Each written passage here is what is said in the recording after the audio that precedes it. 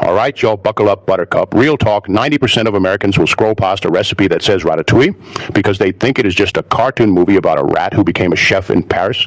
And that stat is not just funny, it is tragic because this one dish holds the keys to every single cooking word you need to survive a kitchen, a grocery store, a diner, a date night, and a YouTube comment section in the United States.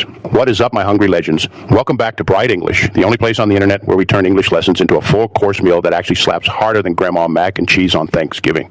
If you are new here, you just walked into the tastiest English class in America. We do not do boring textbook vibes. We do flavor. We do slang. We do real talk that makes you sound like you grew up between a food truck festival in Austin and a pizza joint in Brooklyn. Today, we are going all in on Ratatouille. Not just the food, the movie, the culture, the words, the verbs, the adjectives, the slang that Americans throw around when they talk food. And trust me, after this, you will never, ever look at zucchini the same way again. So grab water, grab chips, grab that leftover pizza, sit tight, because we are about to serve 7 main secrets plus a whole extra tray of bonus bites that most people, even native speakers from California to Maine, get dead wrong. Secret number 1, Ratatouille is not soup, is not stew, is not random veggie mush. In the United States, we love to lump stuff together. We call every fizzy drink Coke, every tissue Kleenex, every veggie pile Ratatouille. Nah, fam, that is not how it works. Real Ratatouille is thin sliced eggplant, zucchini, yellow, squash, bell pepper, tomato, all layered in a perfect spiral like a vinyl record collection, baked low and slow with olive oil and herbs till it smells like summer in Napa Valley. If you dump everything in a pot and stir it like chili, you did not make Ratatouille. You made vegetable chaos,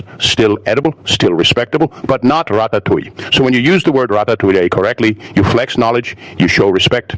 You sound like someone who actually watches cooking shows instead of just watching the intro. Secret number 2, saute is not fry, and fry is not saute. Stop mixing them up. I see this all over TikTok and Instagram. People say saute when they mean deep fry till it looks like charcoal. That is a crime.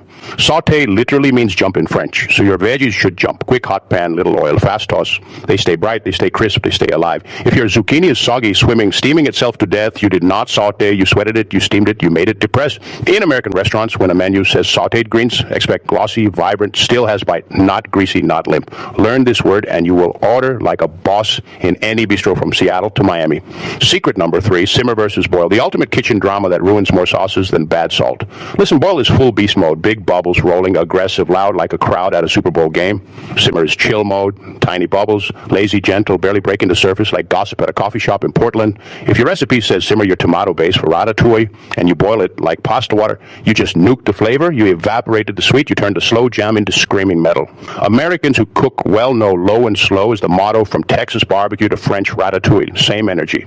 Say simmer correctly, use it correctly, and your English instantly sounds seasoned, pun intended. Secret number 4, chop, dice, mince, julienne. These are not synonyms. They are levels in a video game. Chop is rough, big, fast, like you are late for work and you just need it done. You chop an onion into chunks. Dice is precise, little cubes like you care about looks. You dice potatoes for that clean presentation. Mince is tiny, almost dust, like garlic that has been minced till it disappears into the sauce and makes everything taste like heaven. Julienne is fancy skinny sticks, like matchsticks, like you are showing off for Instagram. You julienne carrots for a garnish. When your ratatouille recipe says mince the garlic and julienne the basil, it is not being extra. It is telling you texture matters. In the United States, if you can drop these words in conversation, my mom minced the garlic, I diced the peppers, you sound like you actually cook and not just live off delivery apps. Though no judgment, we all love DoorDash after a long day. Secret number 5, seasoning is not just salt and pepper. This myth needs to die. So many home cooks in America think seasoning equals shaking salt at the end and calling it a day. Nah, that is seasoning for beginners who are scared. Real seasoning is layers, salt to wake up flavor, pepper to add kick, herbs like thyme and rosemary to bring earth, basil to bring fresh, acid like lemon to brighten, a pinch of sugar to balance, maybe chili flake if you like heat. Ratatouille without proper seasoning is just hot vegetables that are having an identity crisis. With seasoning, it becomes a headliner at a food festival. The verb to season and the noun seasoning are power moves. You season as you go, you taste, you adjust, you build. That is how chefs in New York and chefs in New Orleans both do it. Same technique, different zip code. Secret number 6, al dente is not only for pasta. Mind-blowing but true. Americans think al dente lives only in Italian joints with spaghetti, but smart cooks use it for veggies too. Al dente means to the tooth, firm, not mush, a little resistance when you bite. Your zucchini and ratatouille should not be baby food. Your eggplant should not be mushy sludge that falls apart when you look at it. It should hold shape, have bite, have attitude, like it has something to prove.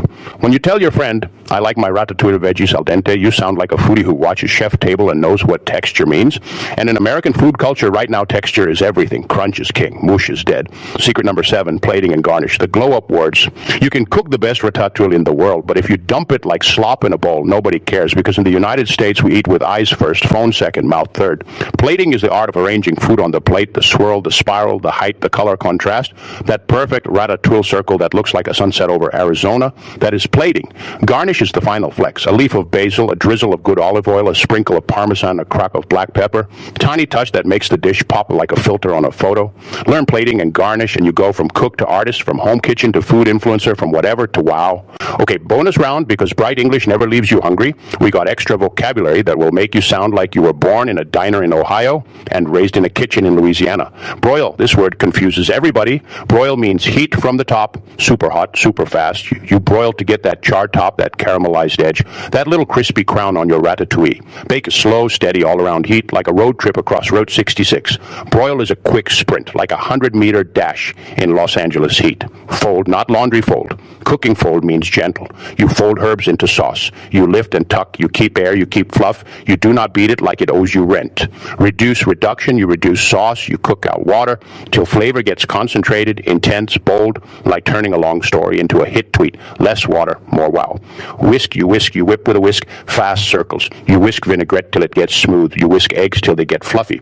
Drizzle, you drizzle oil. Slow, thin stream. Fancy, pretty. You drizzle olive oil over ratatouille like you are an artist signing a painting. Sear, you sear quickly to get color. Brown crust, you sear eggplant before layering to add depth. Rest, you let food rest. You do not cut immediately. You let ratatouille rest so juices settle and flavors marry, just like leftovers that slap harder the next day. And now let us talk American food slang, because if you want to talk with natives, you need this. If food is bussin', it is amazing. This ratatouille is bussin'. No cap means no lie. If food slaps, same thing. That sauce slaps. It hits different. It is next level. If food is mid, it is average, boring, not worth the calories. Do not be mid. If you are hangry, you are hungry plus angry, you better eat before you send that text. If you are stuffed, you ate too much, you are full, you need a couch and a nap. If you say leftovers hit harder, you mean day-old ratatouille tastes better. And that is true. Flavors get married overnight. If you say you are snackish, you are not starving, but you want a little something, like chips, while waiting for ratatouille to bake. If you say you are cooking, in slang, it can mean you are doing great, you are on fire, she is cooking with that ratatouille. If you say chef kiss, you mean perfect, you kiss fingers like an Italian chef, perfect. If you say food coma, you ate so much, you are sleepy. Thanksgiving food coma is real in every American house. Now let me get personal, because this channel is not just words, it is life. I used to massacre these words. I would say I boiled my ratatouille, and my friend from Texas would look at me like I just put ketchup on steak. Pure disrespect, full horror. I burned garlic. I set off the smoke alarm. My neighbor knocked thinking I was barbecuing indoors. I once served raw eggplant that squeaked like a sneaker on a gym floor. It was tragic. But every fail taught me a word. Every smoke alarm taught me low heat. Every mushy batch taught me al dente. And that is the secret sauce of learning English through food. You remember because you lived it. That is why ratatouille is the perfect teacher. It is colorful, it is patient, it is forgiving. It lets you practice chop, dice, mince, saute, simmer, season, plate, garnish, all in one dish that looks like a movie poster and tastes like a farmer's market in California. Real talk analogy time. Picture this. Learning food. English is exactly like learning to drive in downtown Houston at rush hour in July. At first, every sign looks identical. Boil, broil, bake, what? They all start with B. They all mean hot box. You panic, you sweat, you think you're going to crash and burn, and order takeout forever. Then someone rides shotgun and says, yo, chill. Bake is slow cruise. Broil is top heat blast. Boil is water going crazy. Simmer is tiny bubbles. Saute is jump and toss. Suddenly it clicks. You go from terrified passenger to confident driver. Windows down, music loud. You own the kitchen highway. You go from asking, what does this mean, to telling friends, nah, fam, do not boil that. Simmer it, fold it, garnish it. You become the person people text for cooking advice. And that glow up is real.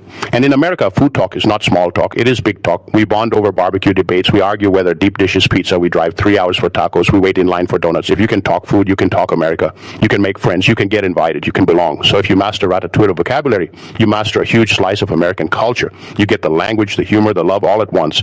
Now, before we bounce, I owe you the future, the next drop, the teaser you've been waiting for. Bright English is about to drop a brand new series called Sing, and it is going to be a straight-up concert for your ears and your English. We are not doing boring definitions. We are talking verse, chorus, bridge, hook, intro, outro, beat, rhythm, melody, harmony, lyrics, vibe, drop, the words that make you sound like you grew up backstage at at Coachella, not just in the crowd. And because music lives on repetition, we're going to do it the bright English way. Repeat, repeat, repeat till it sticks. We're going to sing it, say it, play it, sing it, say it, play it, feel it, sing it, say it, play it. We're going to hum the verse, belt the chorus, cross the bridge, catch the hook, feel the beat, ride the rhythm, sing it, say it, play it, sing it, say it, play it, loud, proud, on loop.